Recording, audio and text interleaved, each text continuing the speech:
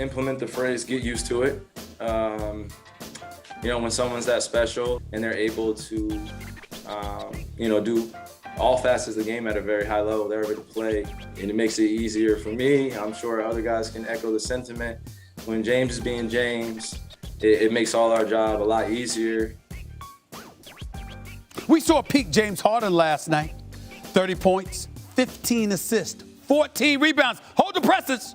0 turnovers on the road against a pretty good San Antonio Spurs team.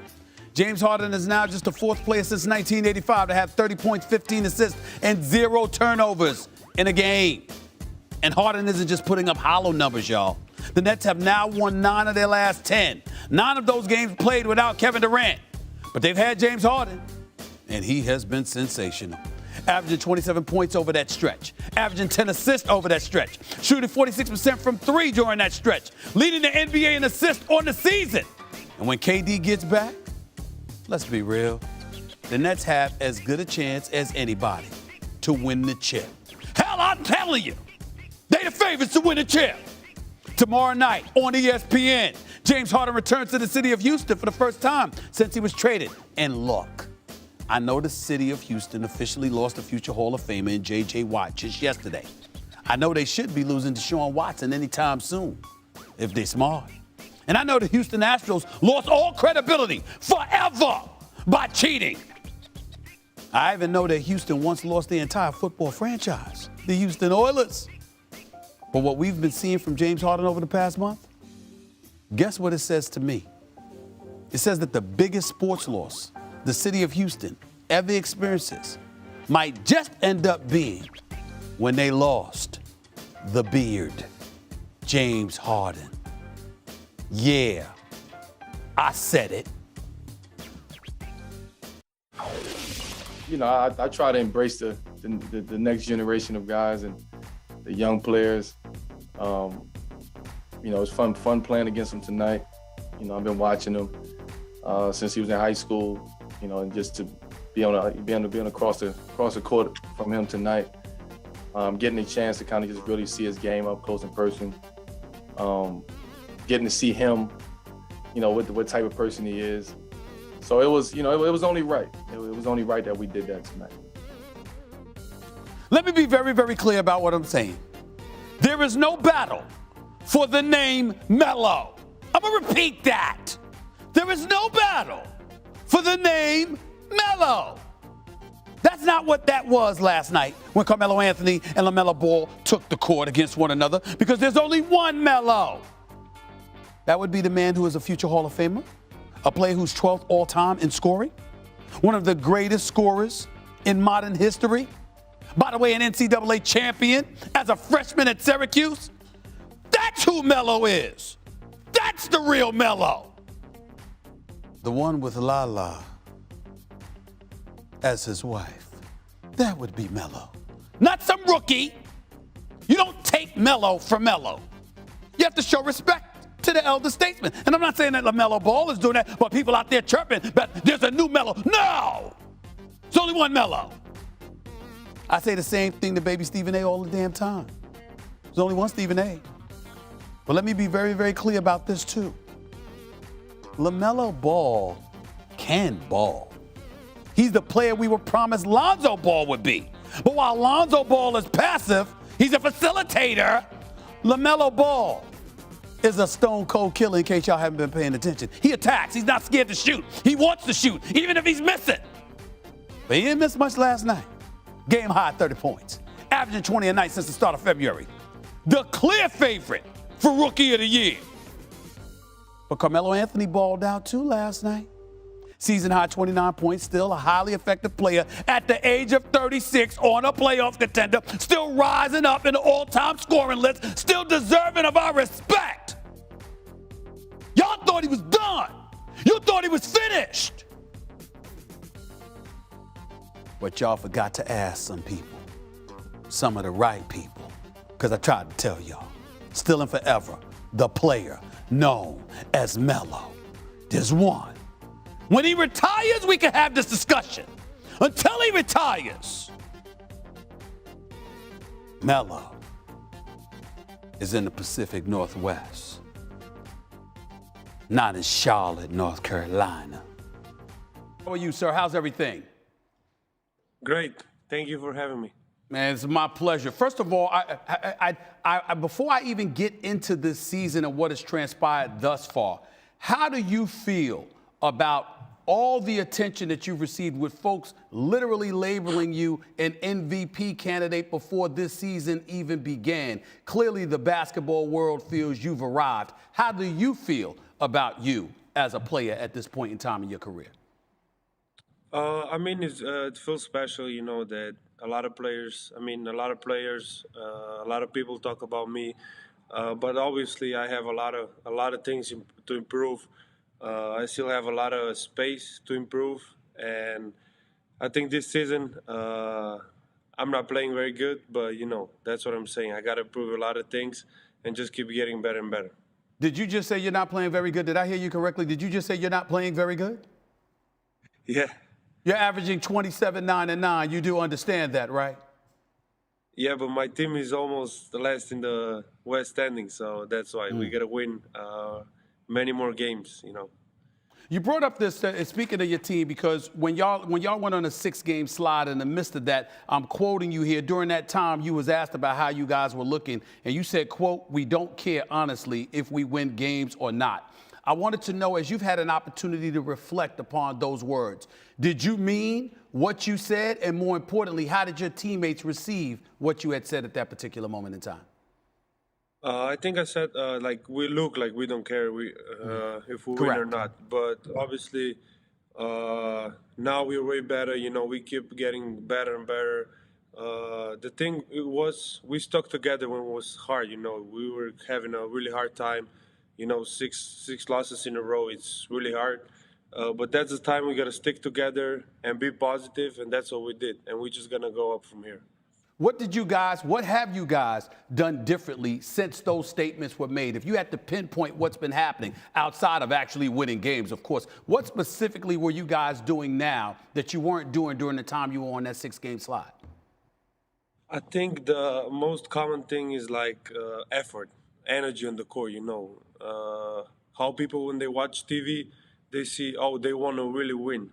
When they watch us, they see that we want to win. They see that we have the effort, and they see we have the energy.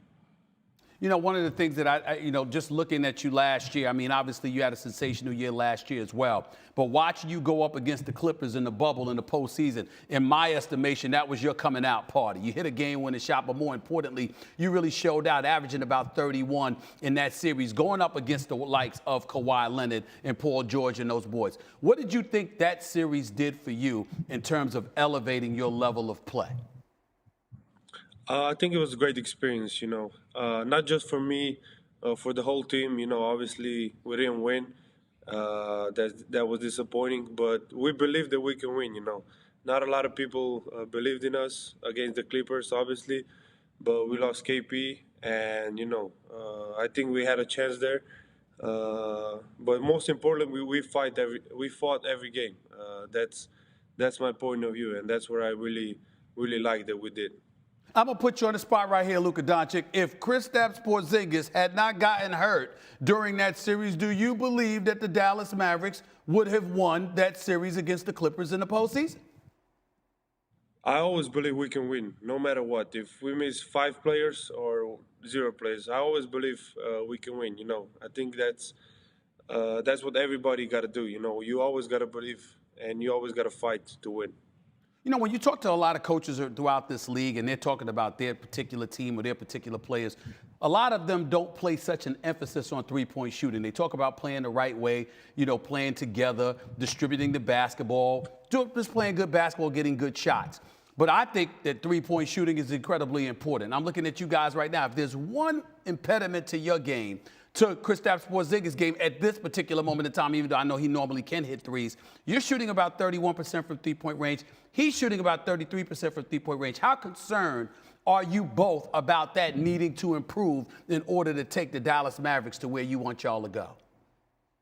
Yeah, it's really important. I think especially me, my three-point shots was just, this year is just, how can I say, terrible.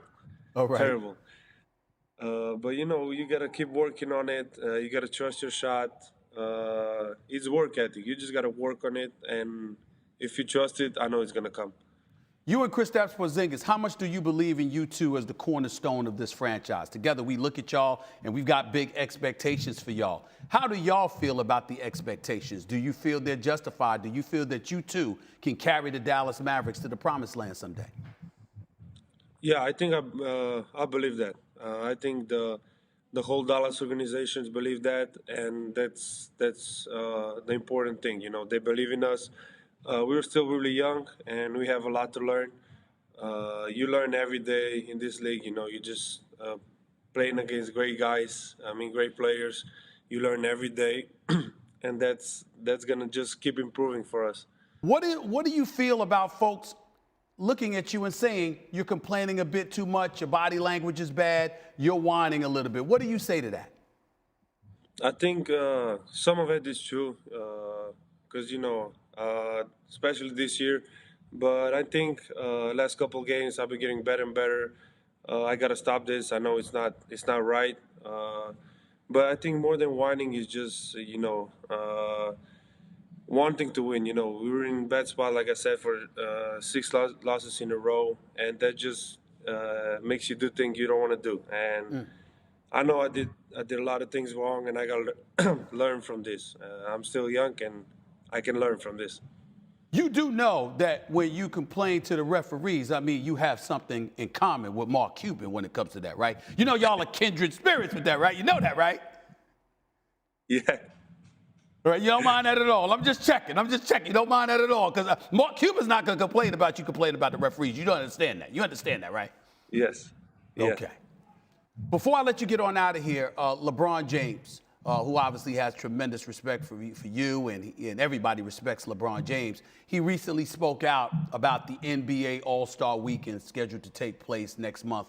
He does not like that at all. He spoke out against it. How do you feel about the fact that there's going to be an NBA All-Star Weekend next month, assuming that I happens? mean, yeah, they asked me after the game, one game, 2 games ago, and I said, like, if there's gonna be an All-Star game, I'm gonna be honored to represent the Mavs if I'm selected. But if not, I'm gonna enjoy my time off. Every take a break. It's been the season we almost play every other day, so if it's there, I'm gonna go, and if it's not, I'm gonna enjoy my time off. How have you felt about this season, considering COVID-19, the coronavirus pandemic, and how it's inconvenienced the players? A lot of players have spoken out against it. I believe rightfully so. It's been a real struggle for a lot of you guys. Tremendous props to y'all for handling it the way that y'all have handled it. But how do you feel how tough this season has been for you guys? Could you put that in perspective? I mean, it's kind of tough, but we as NBA players, we live a great life, and it's just we gotta stay home a lot, stay in the hotel, but it's nothing to complain. I'm home with my family, enjoying time, I just want to play basketball, come back here and play basketball. That was it. Last question for you. Clearly, with the season that you had last year, particularly in the postseason, there's a lot of expectations for the Dallas Mavericks, despite the fact that you guys struggled earlier and now you seem to be getting things together. There are expectations with a healthy Luka Doncic, a healthy, Kristaps Porzingis, and there's MVP expectations where you're concerned. How do you feel about those expectations? Are you feeling like there's additional pressure on you to perform at a high level because of it? As a pressure, I had pressure since I was a kid, playing in Madrid and that stuff. Honestly, I don't believe I should be in MVP conversation this year. Why not? I just want to get in the play. Because, we're where we are, 14, 13 seed. Yes. So that's why. I hope we just got to play the right way now, get in the playoffs. And that's our key this year, get in the playoffs and show what we can do in the postseason. Where do you feel you should be as a team if you are to warrant MVP expectations? Do you feel you should have the best record or a top 2 record in your conference in order to be in the MVP conversation? What is your criteria for being an MVP candidate? I don't really know, but I think top 2 teams in the West. That would be my opinion. Luka Doncic.